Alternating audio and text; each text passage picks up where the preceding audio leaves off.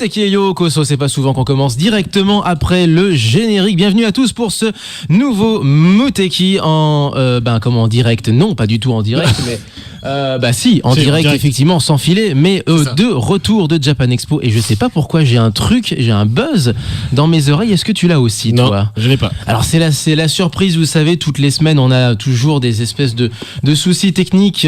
C'est un peu, c'est au hasard le matin. Tiré à la loterie, Radio Canu, c'est un petit peu ça en fait. Ça, ouais. Voilà, on devait commencer par Midori Days, l'opening de Midori Days, Minori no Hibi, Sentimental par Kurie, et ce sera pour juste après, du coup, le temps que tout ça se mette en place. Donc tout démarre.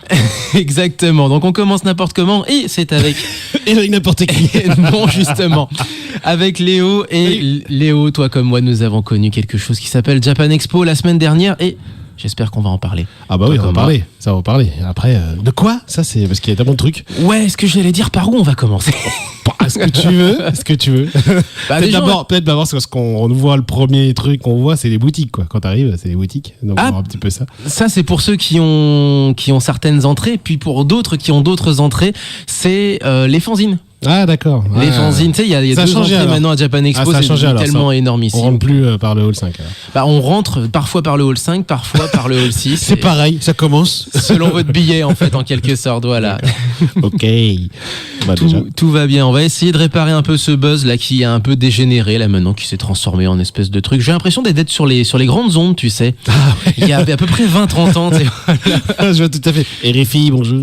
Vous écoutez RTL.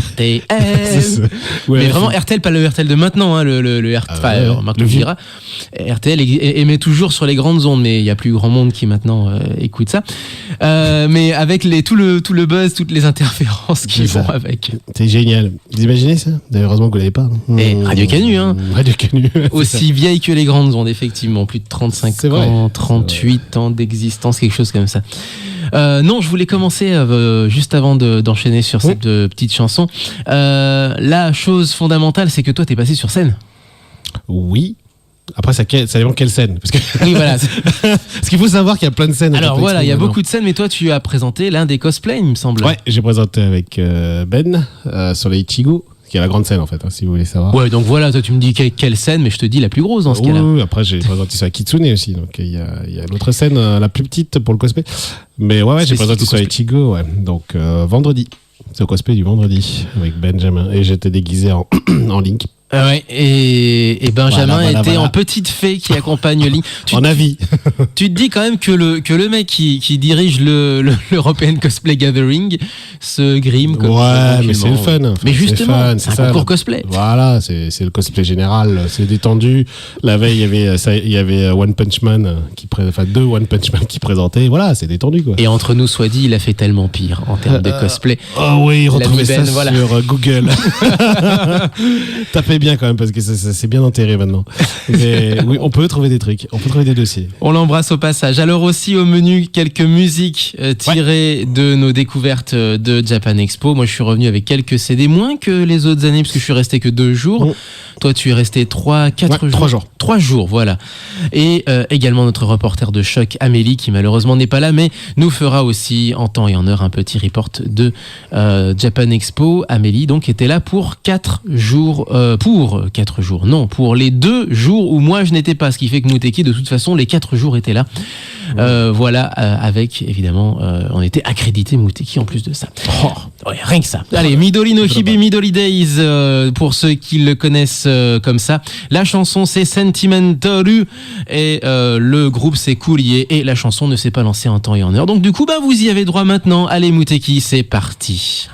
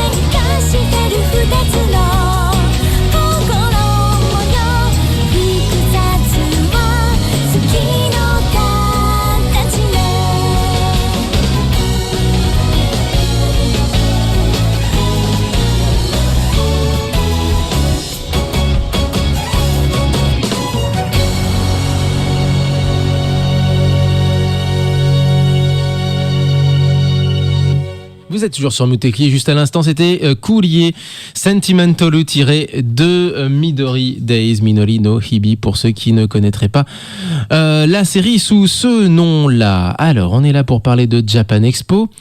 Et du coup, petite question, et ça me perturbe ce buzz, hein, c'est un truc de fou furieux. Tu l'as toujours? Ah oui, je l'ai toujours, et c'est l'horreur. Tu l'as toi ou pas? Non. Non. Du tout. Bon, écoute, on va faire avec. Donc, on est là pour parler de Japan Expo. Et par quoi va-t-on commencer? Peut-être tout simplement par le truc qu'on connaît le mieux, c'est-à-dire le cosplay. Ok. Alors, le cosplay, il y a eu cette fois-ci un cosplay par jour, puis un concours, je veux dire, par jour, puisque le WCS a été maintenant déplacé à Japan Expo Sud. Les cosplays, globalement, si je dois déjà parler des concours et du niveau des concours, comme chaque année, le CG, la finale de CG qui a eu lieu samedi, a eu un succès énorme. Les cosplayers qui venaient de toute l'Europe pour la finale étaient d'un niveau exceptionnel encore une fois. Donc double victoire française. Et j'allais dire, tu me coupes l'herbe sous le pied, mais oui, effectivement, double victoire pour cette année pour la France en solo et en groupe. Donc vraiment, un formidable succès avec Chibiz et Milou pour les groupes. Et donc voilà, j'ai un trou, tu vois, j'ai commencé à... Alors Chibiz et Milou pour les groupes et Connie, voilà. Amandine. J'ai en fait cherché le prénom et j'ai dû passer par le pseudo. Et Connie pour le solo. Donc un excellent concours. Encore une fois cette année avec de nouveaux pays qui sont venus, la Finlande et la Roumanie, et notamment la Roumanie s'est classée 3e groupe et la Finlande a placé son solo en 2e place, si je me souviens bien. Grosse scène cosplay, d'ailleurs grosse convention déjà en Roumanie, puisqu'ils ont une bonne convention qui va bien. Je crois que c'est ça. Alors, le nom m'échappe, mais en tout cas c'est vrai que depuis quelques années ça vient. On avait notamment Nikita qui avait fait des workshops là-bas, qui s'était promené aussi simplement en tant que cosplayeuse invitée, signé quelques autographes, et oui, ça se bouge énormément. Ouais, dans cette région-là en tout cas ça se bouge beaucoup.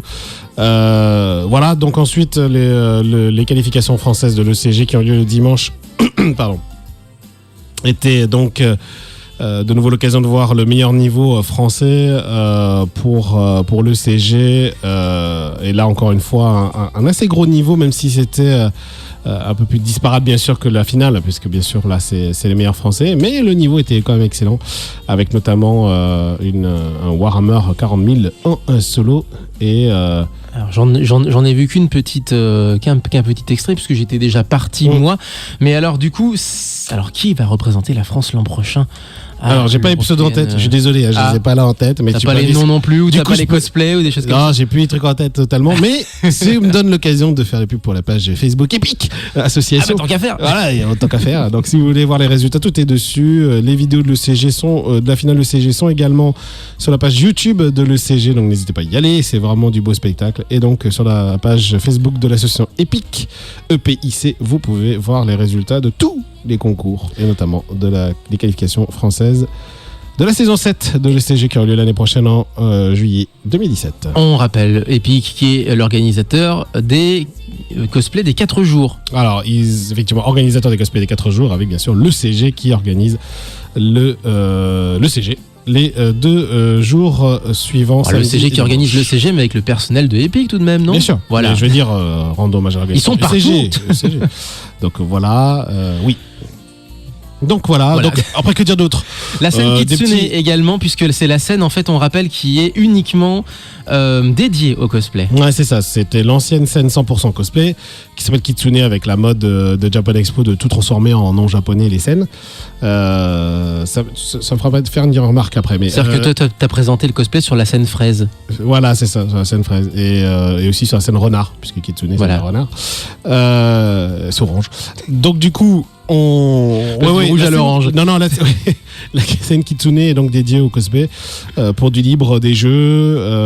Encore une fois, beaucoup de monde sur la scène, devant la scène Kitsune au niveau du public, puisqu'un énorme espace est aménagé à l'avant de cette scène. Vraiment un énorme espace. Je suis toujours surpris chaque année de voir qu'ils réservent autant de place devant. Mais ça mérite parce qu'il y a vraiment beaucoup de monde. Et c'est encore plus gros qu'avant, puisque maintenant il y a les workshops cosplay, il y a une salle dédiée également. Il y avait une salle dédiée notamment aux ateliers, aux échanges. J'allais y venir effectivement après la Kitsune, mais alors le workshop cosplay énorme. Avec énormément de workshops donc et de conférences, on va appeler ça comme ça, une toutes les heures, rythmement toutes les heures, des thèmes différents sur le cosplay et vraiment des thèmes quand j'ai vu le programme, parce que bien sûr moi j'étais tellement occupé ailleurs que je pouvais pas y aller, mais on m'a dit que c'est vraiment très intéressant, c'est-à-dire qu'il y a vraiment eu des bons sujets, comment faire une bonne prestation scénique, comment travailler le cuir, comment fabriquer des armes, enfin des accessoires, des props, comment intégrer l'électronique dans son cosplay. Enfin, vraiment des sujets qui intéresseraient n'importe quel cosplayer qui souhaiterait progresser dans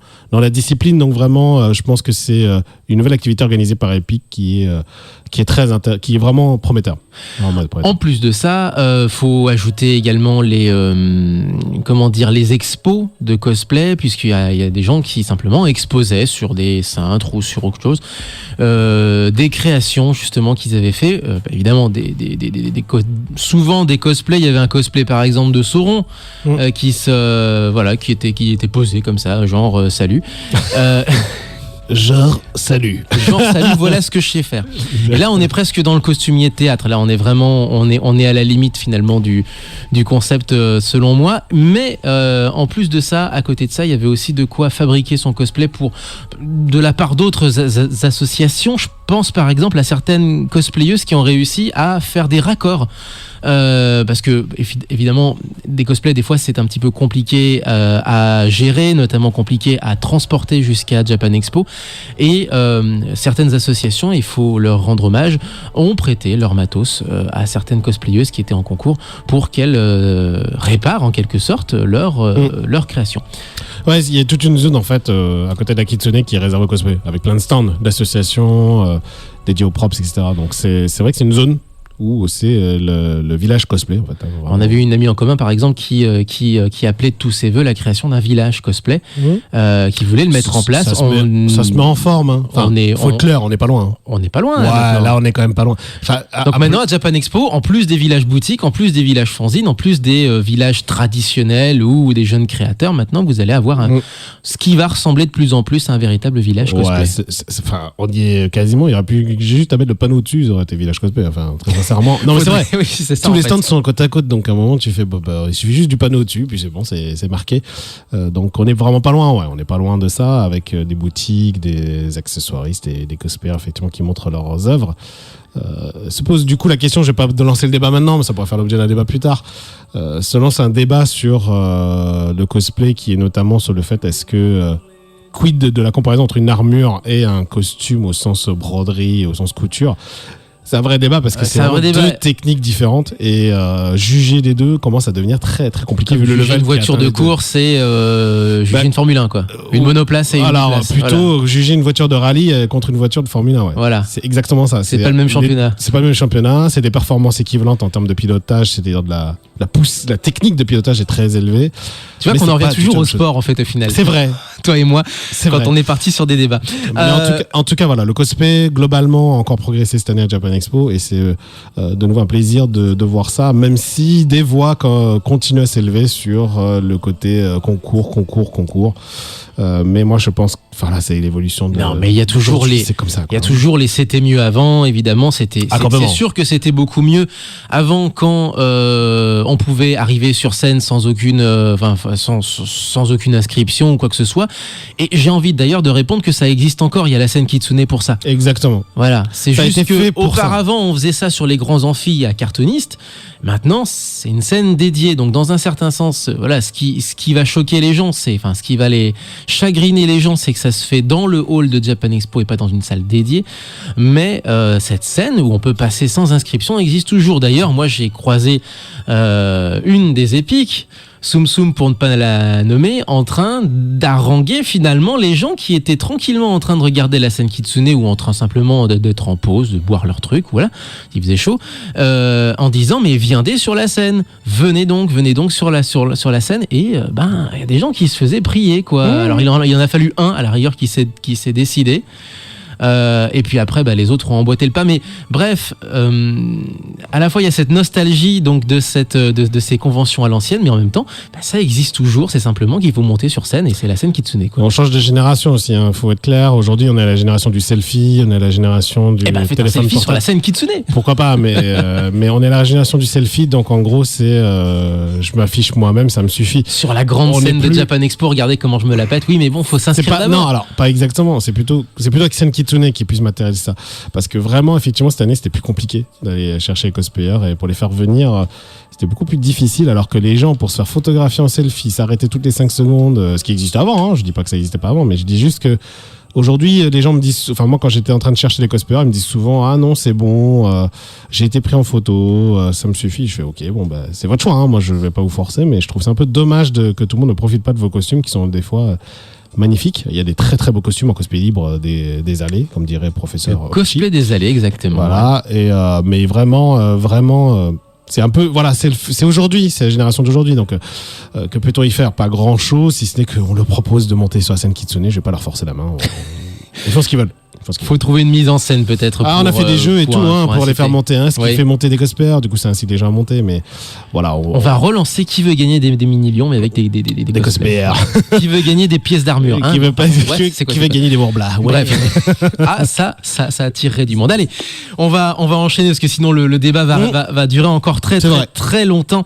Quelques petites découvertes de Japan Expo avec, pour commencer, Ekotumi, qui était déjà là l'année dernière, mais particularité, c'est que cette chanteuse qui met en sonorité pop les contes et légendes japonais sort un nouveau single, sort un nouveau 2 titres, parce que du coup c'est pas tellement un single, c'est plutôt véritablement 2 face à, qui sort aujourd'hui même 16 juillet. Lost in the Darkness, c'est la version anglaise. J'arrive pas à lire les kanji qui vont avec, c'est pour être kanji, il y a rien du tout. Bref, machin, no quelque chose. Donc Lost in the Darkness, non mais c'est marqué, en fait, il y a la traduction pour les occidentaux. Heureusement, elle a pensé à nous. Donc ça sort aujourd'hui même 16 juillet et c'est Ekotumi.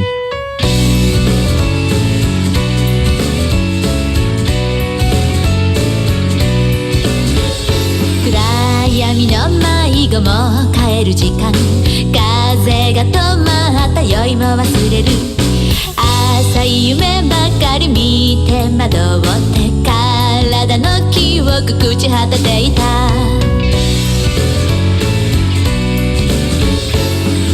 思い出せない記憶たどれば風が走った月も動いた。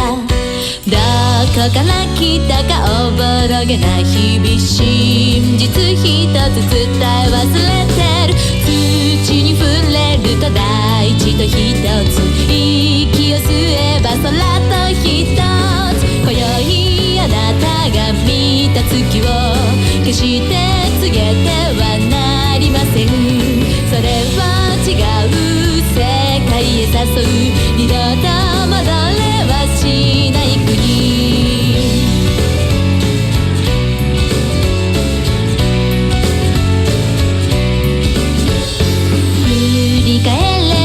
黒い人影、前を見てもそこに人影。どこへ行くのか今ならわかる。生まれる前に帰るだけ。どこの世界もあなたはあなた、あなたの中の神が言う。今宵あなたが見た人を決してつけてはなりません。それは違う世界の入り口、あなたもきっとさらわれる。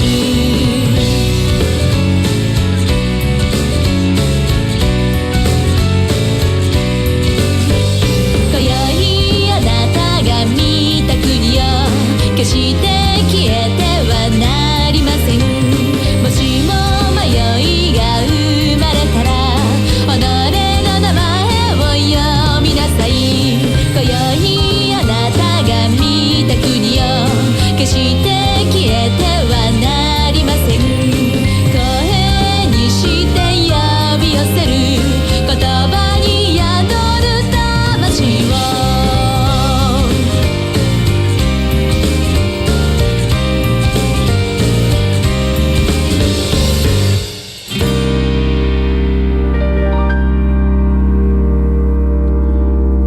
Ekotsumi juste à l'instant. Et en plus de ça, le buzz a disparu. Merci Ekotsumi. Ah ça c'est gentil. Alors ça c'est cool. Non seulement elle est gentille, mais en plus de ça, par-delà les kilomètres et le CD, en plus de ça, le buzz a disparu. C'est parfait. Donc on voulait, tant qu'à faire, autant enchaîner sur tout le plateau musical autour de Japan Expo, dans et autour d'ailleurs, puisque comme je le disais, il y a une programmation on et une programmation off. Alors, c'est pas exactement comme par exemple le Printemps de Bourges ou d'autres festivals, comme par exemple, tu vois, Jazz à Vienne également, et comme ça. Japan Expo a tendance à vouloir toujours garder la main sur les événements qui se déroulent. Même en off au sein, même en off. Même s'ils peuvent pas évidemment garder la main sur tout. On a par exemple eu une visite complètement en scred de Hironobu Kageyama sur le stand de Namco Bandai parce que le distributeur des jeux vidéo Dragon Ball Z, c'est Namco Bandai. Bonjour à eux. Et le truc, c'est que il est arrivé en scred comme ça. Hey, salut, je fais 2 chansons. Voilà. Hop là. C'est parti. Et c'est parti. Il nous a fait les 2 génériques de Dragon Ball Z, évidemment, Chala et Chala et We Got Power. Et après, il a fait évidemment son petit show sur la scène, son petit show officiel sur la scène de Japan Expo. Et Kotsumi, évidemment, fait partie de ces artistes qui sont plus sur le Japon traditionnel. Alors elle, c'est avec des sonorités pop. On a aussi Mario Fuka, et j'en parle tous les ans, qui est plus sur un registre traditionnel, même si elle aussi, elle a mis en pop quelques chansons traditionnelle, mais on l'a vu également à l'espace Wabi Sabi, donc l'espace traditionnel, pour une petite session de shamisen toute seule avec un calligraphe, un performeur calligraphique, et c'était là, c'était sympa comme tout. Ah ouais. Alors en fait, le problème, c'est que c'était en même temps que le live de Ekotsumi, donc en fait les deux qui pourtant se connaissent, se sont court-circuités, si j'ose dire, parce que les scènes se répondaient l'une l'autre, même si, il y avait un seul paravent en carton qui séparait les deux activités, la scène Sakura, scène musicale, et la scène Wabi Sabi traditionnelle, avec à peu près tous les performeurs, les crafters, les artisans traditionnels, etc. Voilà, il y avait aussi un peu de NK, mais alors c'est du NK. C'est du NK Cola, hein. Ouais, c'est du NK pour touristes. C'est ça, c'est pas du vrai NK. Alors il y a Iwasaki, mais Mali, je crois, Iwasaki, qui chantait, alors qui elle est drivée par la boîte derrière les AKB 48. C'est elle-même une ancienne AKB qui s'est lancée dans le NK, et c'est pas nouveau. Ils sont bien, ils ont gardé un peu un peu comme Nintendo a gardé son activité carte à jouer. Et bien les gens derrière AKB ont gardé ce petit créneau NK derrière eux. Mais alors après, ça reste quand même du NK pour touristes. Et puis il y a évidemment quand il dit NK pour touristes, c'est que ça mélange pop et NK, quoi. Oui, c'est pas du NK pur et dur, quoi. C'est pas le truc que t'entendrais dans la petite boutique que nous décrivait Romain, par exemple, à Saxa, devant laquelle on est passé d'ailleurs, et avec les posters bleuis, tellement bleuis par le soleil. Ah ouais. Bref, on est vraiment dans la vieille boutique, le vieux vidéoclub de Vidéo Girl, quoi. Voilà. Puis même dans les vieux clubs vieux magasins de jeux vidéo, bien vieux. C'est ça. Alors bien vieux, genre les vieux posters. Donc, non, ce que vous avez écouté, ce n'est pas le vrai NK, c'est du NK, c'est du NK d'exportation. Voilà. Ok. C'est du NK pop. Voilà, du NK pop. Alors après, au niveau du rock, on a vraiment été servi. Alors le gros nom genre top 50, c'est Man with a Mission, qui est un des rares groupes de rock justement à l'occidental en quelque sorte, à avoir cartonné au top 50 japonais, l'Oricon, pour ceux qui le connaissent sous ce nom-là. Et puis il y avait la reformation de Psycholsemi. Ouais. Alors là. Et alors j'étais au showcase, monsieur. Tu l'as vu ou pas, toi? Non, ils ont fait une leçon tellement piqué de. Ah bah moi je les ai eu au backstage quand ils ont fait le truc sur la Kitsune. Ah oui, c'est vrai en plus. C'est ils avaient fait une gym le matin, dimanche matin. Ils avaient fait une gym le matin. Ces mecs sont absolument frappadingues. C'est-à-dire que leur showcase, ça a duré une demi-heure, mais sur la demi-heure, il y a à peu près 10 minutes de présentation du groupe. Mais de présentation à la manière des Sentai, mais dans un Sentai jeu vidéo. Comment vous expliquer? C'est un mix entre Bioman, les France 5 et Final Fight. Complètement. Mais de toute façon, leur marque de fabrique, c'est ça. De toute façon, depuis le départ du groupe, c'est un groupe déjanté en mode Sentai, puisqu'ils ont tous des couleurs différentes. Et puis, à peu près. Et ils ont des costumes de ouf, quoi. C'est complètement déjanté. Il y a des énormes fans en France, pas nombreux, mais des grands fans en France. Et quand ça s'est reformé, que ça a annoncé l'arrivée à Japan Expo, mais ils étaient des ouf. C'était fou. Et moi, je les ai vus donc en backstage, quand ils se préparaient à faire leur gym du matin le dimanche. Ils sont même cool en arrière, quoi. Même en backstage, ils sont cool, détendus. De toute façon, c'est vraiment une occasion. Ils ont reformé le groupe pour effectivement une occasion. Bon, déjà, ils ont l'air jeunes encore, et toujours, alors qu'ils ont il y en a un qui a plus de 40 ans, et les autres ont plus de 30 ans. Enfin, les mecs, t'as l'impression qu'ils sont jamais vieillis. S'imaginer que c'est du rock en cosplay, en fait. Ouais, c'est un peu avec ça. Des mecs exactement. qui sauvent le monde, un peu à la manière de. Ouais. En fait, il y a que les attaques combinées qui marchent comme dans les Sentai. Exact. Donc, rayon laser BX4000, rayon laser BX6000. C'est exactement ça, sauf que c'est japonais et que c'est du visual kei, mais version Sentai. Et franchement, on n'était pas loin des inconnus avec disque laser de Dorothée, mais c'était vraiment ça. Mais le son est pas mauvais. Enfin, le son est bon. Oui, le son est pas mauvais. Les mecs, ils font le job. Ouais, ils font le job. Le son est pas mauvais du tout. Après, il faut aimer le style, c'est sûr. Et un petit coucou à Manu d'ailleurs. Mais je dirais qu'il faut. Voilà, c'est vraiment de la bonne musique. C'est ça qui est terrible. Enfin, terrible, c'est pas terrible du tout d'ailleurs. C'est ça qui est vraiment original. C'est que c'est un truc complètement déjanté. Mais la musique est vraiment très, très, très, très bonne, à mon excellent niveau. Et pour les nostalgiques, ça fait plaisir, quoi. Enfin, revoir le groupe. Moi, je me souviens encore de l'époque où ça cartonnait dans les années 2000. Début 2000, c'était vraiment la folie. Enfin, en France, il y avait des gens, c'était fou. C'était incroyable. C'est vrai que ça a marqué les gens, ne serait-ce que par l'aspect évidemment visuel, mais aussi avec la bonne humeur qui se dégage de leurs prestations. Il y a eu Noise également qui était comme ça il y a quelques années, qui avait repris le créneau de Psycho Semu quand ils étaient séparés en 2005-2006. Et Noise avait émergé à ce moment-là parce qu'il y avait une vraie demande. Les gens se disaient mais ils vont quand même pas s'arrêter comme ça. Parce que le visual qui est comme ça, c'est coloré. On peut appeler ça coloré. C'est Psycho Semu, je pense, qui a lancé cette tendance. Oui. Et donc, effectivement, le créneau, quand ils se sont séparés, alors, ça a laissé un vide, très clairement. Sauf que ça a laissé un vide essentiellement en France. Donc, il faut s'imaginer que le visual kei aujourd'hui, c'est un marché de niche. Continue. Et alors, Psycho Semu et son visual kei à contre-emploi, c'est un marché de niche au sein même du marché de niche. Donc en fait, voilà, c'est quand même pas forcément super connu là-bas. Un peu, mais juste un peu en fait. Le 95% de la scène visual kei, c'est plutôt dark, c'est plutôt noir, c'est plutôt charismatique, ça se prend au sérieux. Enfin voilà, c'est quoi que tout le monde se prend pas forcément au sérieux, mais il y a quand même cette espèce de. Disons que l'air est sérieux, enfin l'atmosphère est sérieuse. L'atmosphère est sérieuse. Certains jouent avec ça, heureusement pour eux, mais c'est vrai que ça reste quand même toujours quelque chose d'assez sombre, dark et ténébreux. Voilà. C'est ça. Et forcément, Psycho Semu, c'est rien de tout ça. Alors là, si vous voulez sourire le matin, c'est vraiment parfait. Non, sans rigoler. Vous écoutez Psycho Semu le matin, ça vous met de la pêche, mais du pas possible, quoi. C'est incroyable. On va enchaîner sur quoi donc ? Est-ce que là, du coup, je suis en train de mon ami, passer c'est toi le chef de la programmation musicale. Attends, parce que là, j'ai de l'USB. Mais attends, c'est le tien ou c'est pas le tien ? Non. Ah non, c'est pas le mien. Non. Ah c'est bon, pour d'accord. Non, tu rentres dessus. Oh bon, d'accord. C'est parti. On va enchaîner avec un groupe. Alors. Du coup, c'est pas vraiment une découverte de Japan Expo spécifiquement. C'est un groupe de rock progressif français. C'est pas souvent qu'on passe du français. Sauf que je vais vous expliquer un petit peu ça. C'est que juste avant Japan Expo, il y avait un concert organisé par 33 degrés.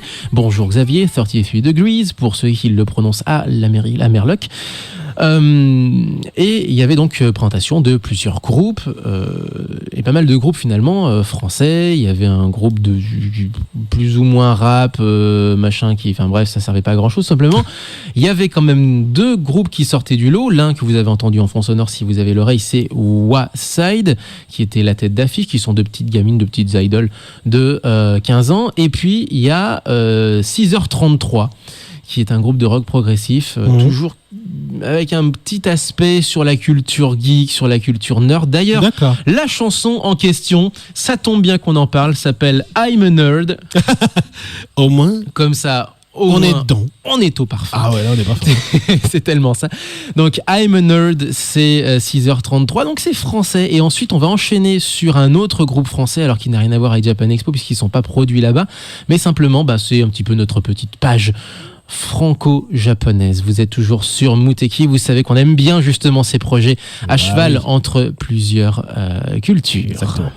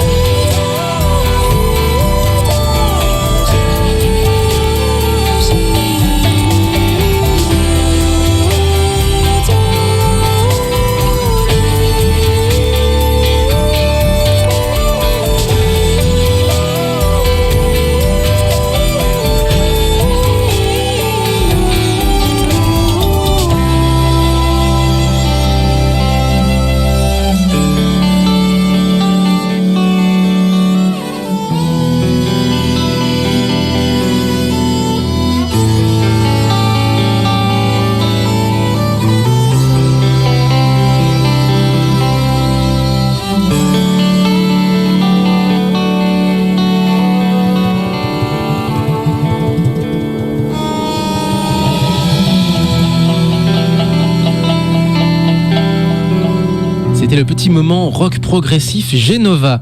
Juste à l'instant, Misen-san tiré de l'EP, le dernier en date d'ailleurs, qui s'appelle Misen. Et juste avant 6h33, donc on l'aura compris, des Français qui se sont produits à la Flèche d'Or pour 33 degrés avec les petites idoles de Waside en tête d'affiche. Léo, puisqu'on est là évidemment avec Léo pour parler de Japan Expo, quelle est ta vraie surprise, ta vraie petite découverte, la chose qui t'a le plus enthousiasmé?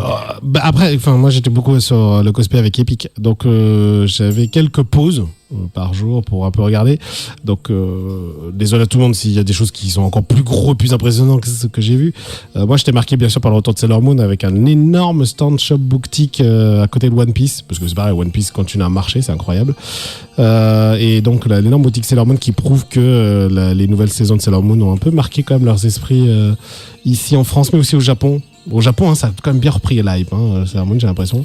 Ah bah avec les Sailor Moon Crystal, ça a été un sacré effet, quoi. Un sacré effet de mode, quoi. Ouais, donc voilà. Après, côté cosplay, il y a une tendance, là, beaucoup de LOL, beaucoup de MMO. Enfin, là, cette année, c'était comme beaucoup MMO. Il y a même du Warhammer qui est revenu en force, qui est assez incroyable. Donc, beaucoup d'MMO, beaucoup de jeux de rôle cette année, en termes de tendance. Beaucoup de Fairy Tail, bien sûr, avec Mashima qui était présent. Donc, énormément de Fairy Tail qui marche très bien en France. Enfin, vraiment, en France, ça marche super bien, Fairy Tail. C'est vraiment incroyable. Par contre, on sent la fin de certains mangas en tendance cosplay comme Naruto qui s'est terminé il y a un peu de temps, et puis Bleach qui va bientôt se terminer aussi dans quelques chapitres. C'est annoncé. C'est annoncé, donc ça va se finir dans quelques chapitres. Donc ces deux mangas vont finalement finir par disparaître des cosplays, probablement remplacés par d'autres comme One Punch Man qui est monté, Deadpool aussi, beaucoup de Deadpool encore une fois de Japan. Oui, j'ai vu une Deadpool en maid. Voilà, beaucoup en serveuse. Il n'y a pas que maid, vous inquiétez pas, il y a tout. Non mais c'était mignon. Oui, c'était mignon. Comme Deadpool. Donc voilà, et puis du One Punch Man, peut-être aussi du Boku no Hero Academia ou My Hero Academia aussi qui monte en puissance puisque c'est tout récent. Tout ça est récent.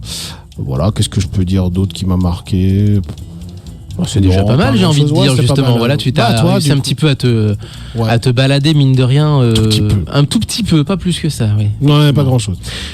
Moi, j'ai deux coups de cœur. C'est d'abord les fanzines, et vous aurez l'occasion de le lire, attention, placement publicitaire, dans le prochain Animeland, puisque voilà, vous allez trouver ma signature dessus, avec justement mon enthousiasme sur les fanzines, et que toi comme moi, nous sommes trentenaires et nous avons eu les mêmes craintes au moment de l'arrivée d'Internet, des réseaux sociaux, en se disant « Ah merde, on change de média, tout va passer par Internet ». Eh bien non, puisque le bon vieux fanzine polycopié existe toujours, mais désormais il y a aussi toute une production littéraire quasi d'ogine. Désormais, on est quasiment au niveau enfin quasiment, il y a encore une marche à gravir, mais on est quand même dans une production littéraire de fans par et pour les fans, véritablement. D'accord.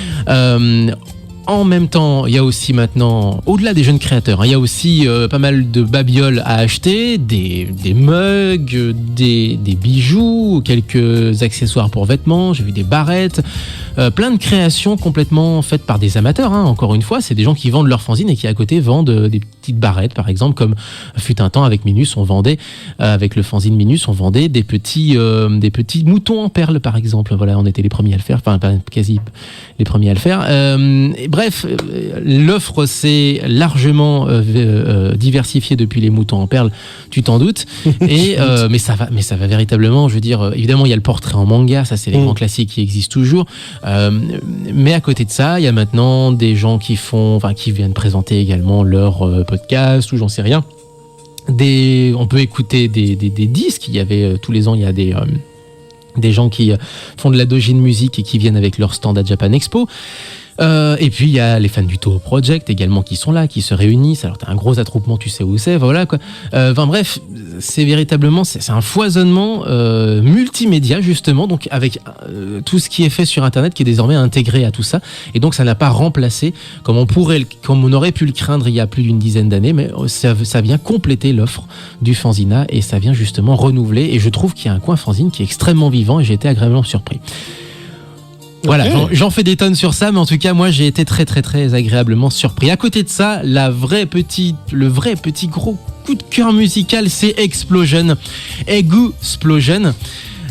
qui est un duo de performeurs qui s'est fait connaître sur YouTube et qui eux étaient sur le programme ON, donc le programme officiel de Japan Expo. C'est des mecs qui racontent l'histoire du Japon en argot. Alors j'étais un peu dubitatif, je me suis dit qu'est-ce que ça va être, voilà, les mecs ils vont juste faire des danses sur ça, mais il y aura pas plus que ça. Non, ils expliquent, ils racontent l'histoire du Japon en argot à la manière de notre ami Tomo. Bonjour Tomo. En disant, enfin voilà, par exemple t'as une révolte contre le shogunat et t'as genre le placement d'une phrase genre faut pas emmerder le shogunat, tu vois ce que je veux dire, c'est genre ils t'expliquent pourquoi la révolte a été écrasée, mais ils sont quand même relativement documentés, même si ça reste avec un langage extrêmement familier, mais malgré tout je trouve que c'est plutôt bien documenté et qu'on comprend la marche des événements pendant qu'ils dansent. Ah ouais, donc tu comprends ce qui se passe, que moi j'étais à l'arrière, en backstage. Alors, moi, je voyais le texte, je fais qu'est-ce qu'ils font? Parce qu'il y a le texte justement et que toi t'étais à l'arrière et donc le texte était projeté sur le grand écran. Sur le grand écran quoi. Et du coup vous aviez pas forcément, vous aviez que la performance, donc vous voyez deux gamins s'agiter dans tous les sens. Même pas, on voyait que l'écran. Donc tu vois, on a même pas. Non, je comprenais pas. Je fais mais qu'est-ce qu'ils font? Mais qu'est-ce qu'ils font? Pourquoi ils racontent ça avec ce qu'ils disent? Mais qui vous êtes? Qui vous êtes exactement. Et en fait, donc c'était ça. Eigu Explosion, donc si vous pouvez, voilà, si vous allez les chercher du côté de YouTube, exactement. Ouais. D'accord. Voilà, c'est du côté de YouTube et ils ont une énergie folle. Je veux dire, c'est un truc de fou. Ça, par contre, ça se sent. Ouais. Quand on les voit pas, ça se sentait rien que la voix. C'était, ils faisaient participer le public et tout. C'était quand même non super. Enfin, sur ce côté, on a tous crié insurrection. Mais insurrection parce qu'en fait, ils nous racontaient l'histoire d'une insurrection contre le shogunat. C'est pour ça que j'ai gardé ça en tête en plus. Derrière, insurrection écrasée. Vous vous en doutez, le shogunat, c'était pas des gentils au niveau. Au niveau. Pas des gentils du tout. Au niveau faire régner l'ordre. Donc voilà pour Explosion. Est-ce qu'il y a d'autres je pense qu'on a à peu près fait le tour. Pour cette édition de Japan Expo, globalement, c'était plutôt. Ah ouais, je te laisse. Il y avait de la bouffe. Oui, ça. Il y avait les crêpes de Kyushu. Il y avait des crêpes. Il y avait des crêpes de Kyushu. Tu as des vraies crêpes à la japonaise? Non, des pancakes. Enfin voilà, des pancakes de Kyushu. Parce que les vraies crêpes d'Harajuku là, sucrées. Ah ouais, les gros cônes là. Ouais. S'il y en a un stand qui va avec ça, mais il se fait défoncer par mois. Juste par mois. Voilà. Juste par mois. Il y a un client qui fait tout le. Ah mais il ferme le jeudi. À midi, c'est mort. Dévalisé direct. C'est horrible. Non, tu avais donc. Petite mention au kakigori aussi, qui sont les granitas, en fait, les glaces pilées japonaises qui sont toujours là tous les ans. Ah, puis là, il faisait tellement chaud que je pense qu'ils ont eu un succès monstre. Hein. Ça, c'était. Ah, c'est sûr et certain. C'est sûr et certain. Ouais. Après Japan Expo, faut être clair, cette saison, c'est classique. Ça reste un grand classique. Il n'y a pas eu de.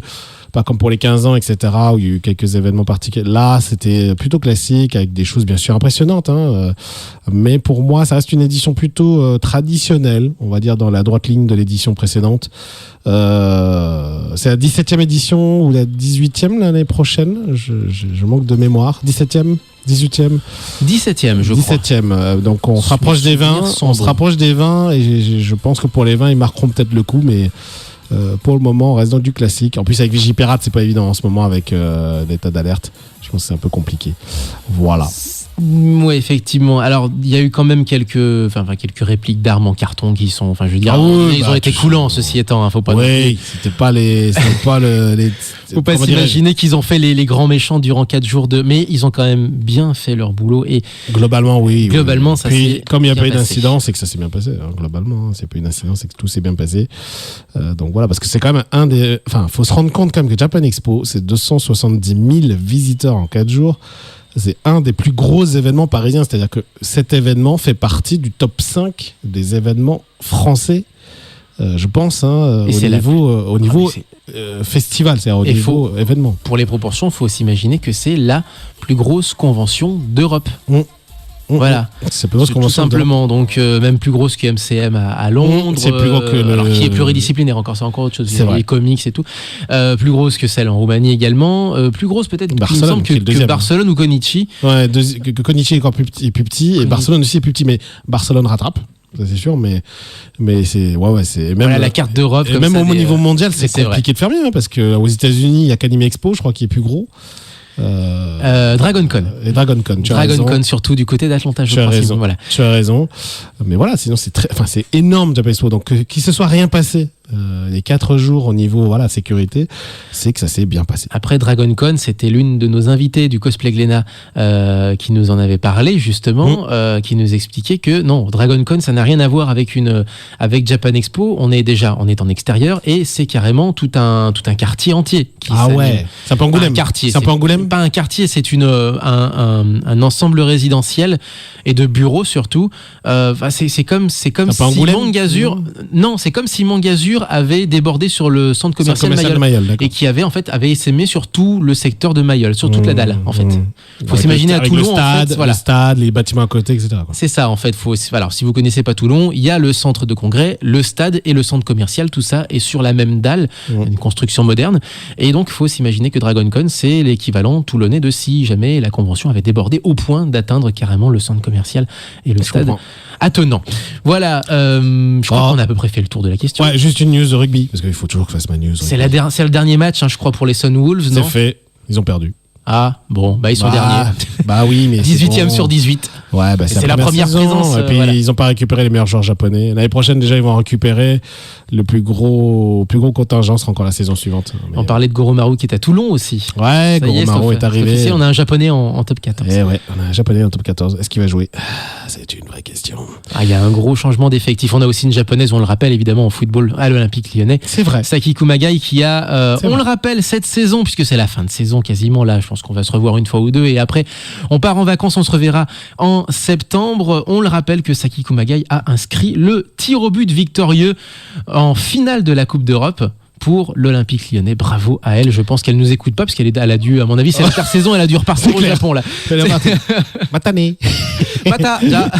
Itterashai. Voilà. Et donc, on espère la retrouver. On espère qu'elle a pas été transférée entre temps. On regardera ça. Sinon c'est sayonara. Non, je pense pas qu'elle trouve. C'est un des plus gros clubs en Europe à Lyon. Bon, je pense qu'on a à peu près fait le tour de la question. On se retrouve encore une fois durant l'été, j'espère ce coup-ci avec Romain.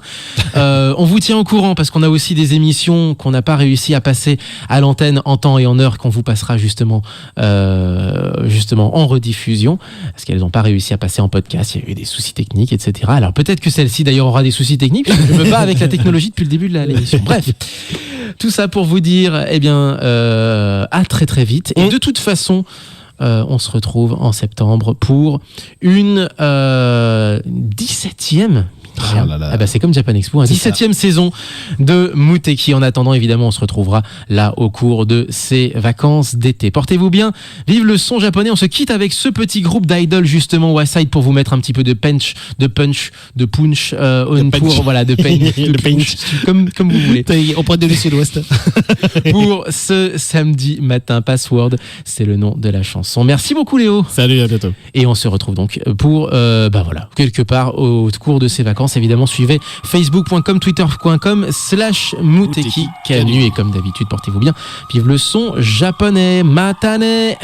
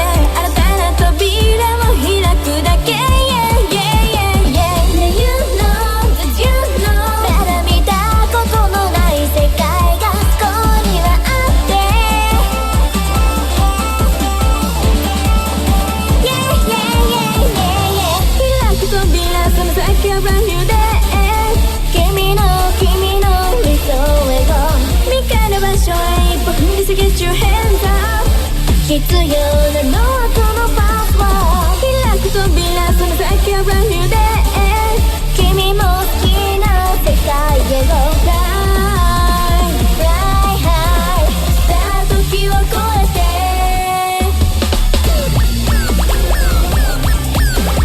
I'll be a best I'll be a best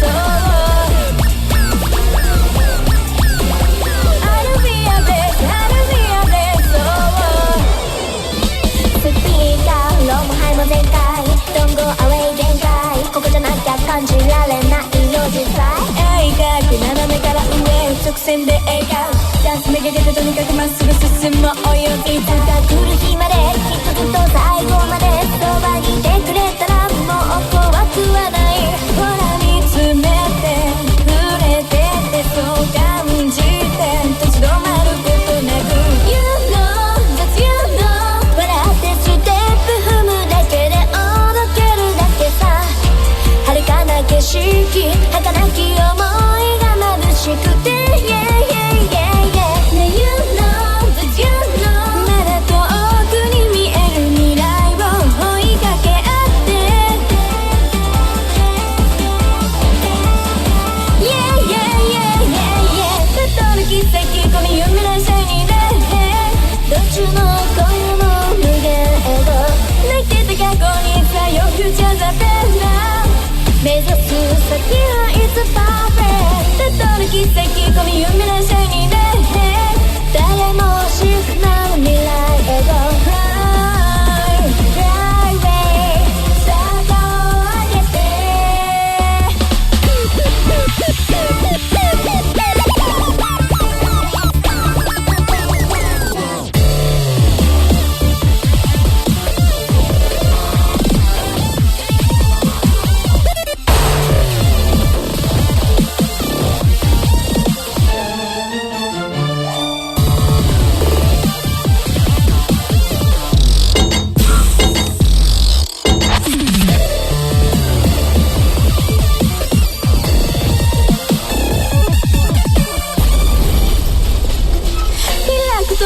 その先は brand new days 君の理想へ Go 未開の場所へ一歩踏んで過ぎ Get your hands up 必要なのは